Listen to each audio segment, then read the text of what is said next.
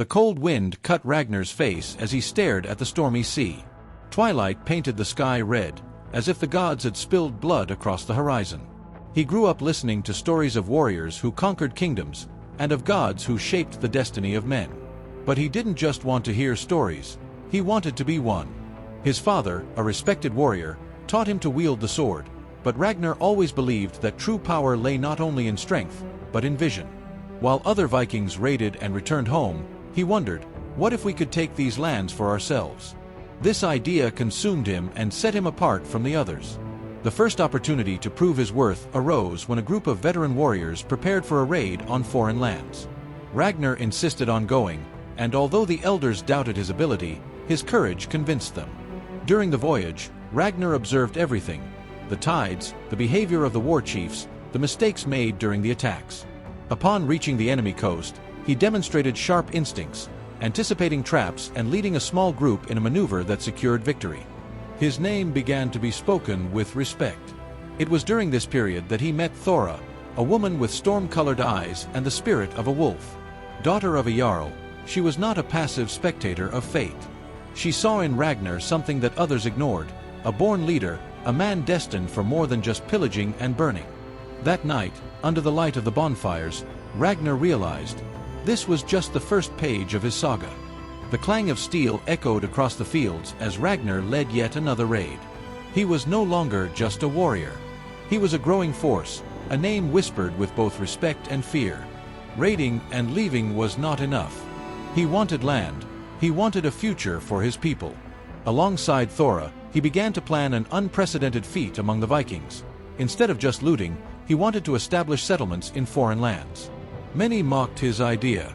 They said that the Saxons and Franks would never allow foreigners to occupy their lands. But Ragnar was no ordinary man. He gathered his most loyal warriors and sailed to Francia. Instead of launching an immediate attack, he proposed an agreement to a local lord: protection and trade in exchange for land to cultivate. The ruler, fearing further invasions, accepted the offer. For the first time, the Vikings were not just invaders, they were builders. News of his success spread quickly. Other warriors began to follow him, and his influence grew. But along with fame came enemies. Kings and jarls saw Ragnar as a threat to the balance of power. The idea of a Viking building instead of just destroying was too revolutionary. Soon, alliances were formed against him. The first major battle against his opponents came in the form of an ambush. Ragnar and his men were surrounded in a coastal village, forced to fight outnumbered. But instead of succumbing to panic, he used the terrain to his advantage. Leading swift and deadly attacks, he turned the tide and emerged victorious. From that day forward, he was not just a warrior. Ragnar Lothbrok had become a leader, a king among the Vikings, respected and feared. But every king wears a heavy crown, and Ragnar would soon discover its price. Ragnar watched the twilight stain the sea red as the icy wind cut his face. He had won countless battles, conquered lands, and forged a name that would echo for generations.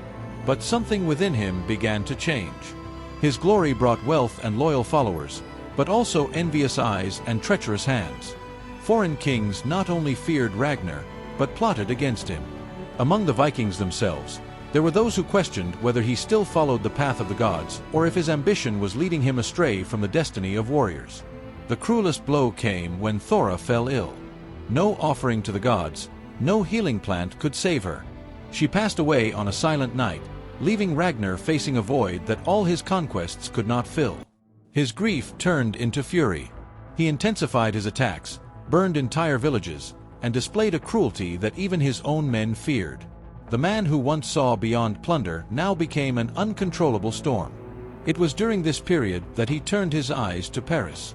Commanding the largest Viking fleet ever assembled, Ragnar sailed up the Seine and attacked the city with relentless fury.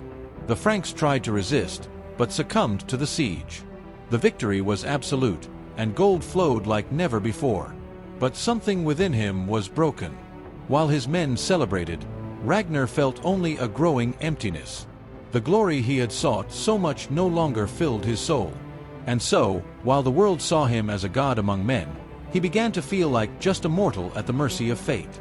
The roar of battle still echoed in Ragnar's memories, but now he saw something different on the battlefield: his own sons fighting by his side. Bjorn, Ivar, Sigurd, and the others were no longer children. They were feared warriors, each forging their own legend. Ragnar watched with pride and unease. He had trained them, guided them, and now he saw in them the same flame that had once burned within him. But along with that flame came a silent fear. What if they surpass me? Each victory of his sons made Ragnar reflect on his own place in the world. Their youth contrasted with the years that now weighed upon him. If before he led without hesitation, now he noticed questioning glances among his men. He was still the supreme leader, but for how long? One day, while watching Bjorn command a victorious raid without his help, Ragnar felt something different. It wasn't just pride, it was the feeling that his era was coming to an end. But he was not ready to be forgotten. His sons were great, yes, but he needed to prove, one last time, that he was still the greatest among the Vikings. And it was this need for reaffirmation that led him to make a decision that would seal his fate. Ragnar would depart for England, alone. The time for his final challenge had arrived. The mist hung over the sea as Ragnar watched the horizon. Time was no longer his ally. His body bore the scars of decades of battles, and his name, once a feared roar, now seemed like a distant echo before the new legends that were emerging. He gathered only 2 ships and a small group of loyal warriors. Many tried to dissuade him. His sons warned him that it was madness, that the English were prepared, that the glory of the past did not guarantee victory in the present. But Ragnar did not listen to them. This was not just an invasion. It was a test. He needed to prove to himself, to the gods, to history, that he was still Ragnar Lothbrok. The crossing was rough. The stormy sea seemed to warn him that the gods disapproved of his choice. But Ragnar was stubborn, and fate was already sealed. Upon reaching the shores of Northumbria, the group faced a hostile territory. Times had changed. The Saxons were more organized, their defenses stronger. It wasn't long before they were discovered. Surrounded and outnumbered, Ragnar and his men fought bravely, but it was a battle lost before it even began. One by one, his warriors fell, until Ragnar himself was captured. Bound and wounded, he was taken to the presence of King Aella, a man who had long dreamed of avenging himself on the Viking who had so terrorized his kingdom. But Ragnar showed no fear.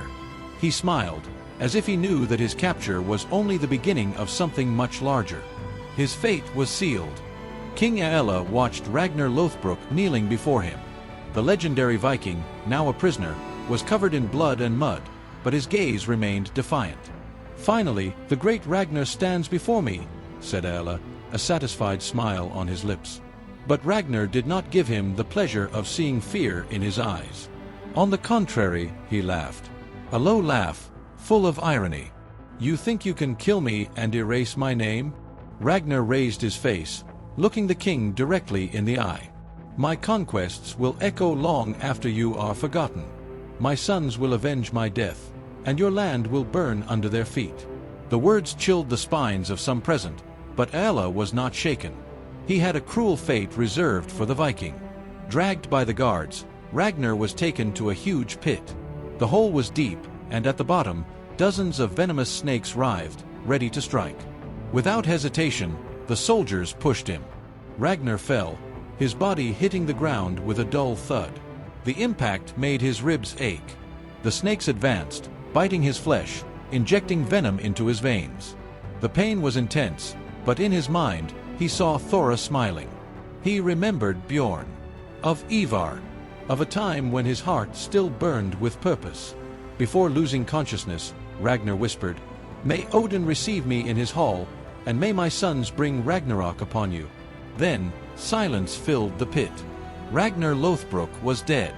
But his legend was just beginning. The news of Ragnar Lothbrok's death traveled as fast as the wind, crossing seas and mountains until it reached the ears of his sons. Bjorn Ironside clenched his fists. Ivar the Boneless remained silent for a long time, until a cold smile appeared on his lips. Sigurd, Hvitserk, and the other brothers exchanged glances, and none of them needed to say a word.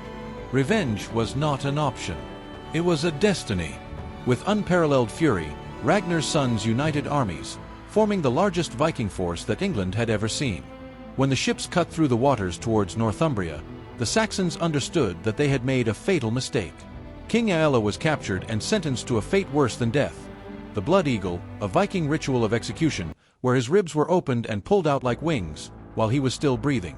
And so, Ragnar's prophecy was fulfilled. Years passed, but his legend never died. His name echoes in every Viking tale, and even today, under the Nordic sky, the wind whispers his legacy. And the name of Ragnar Lothbrok was never forgotten.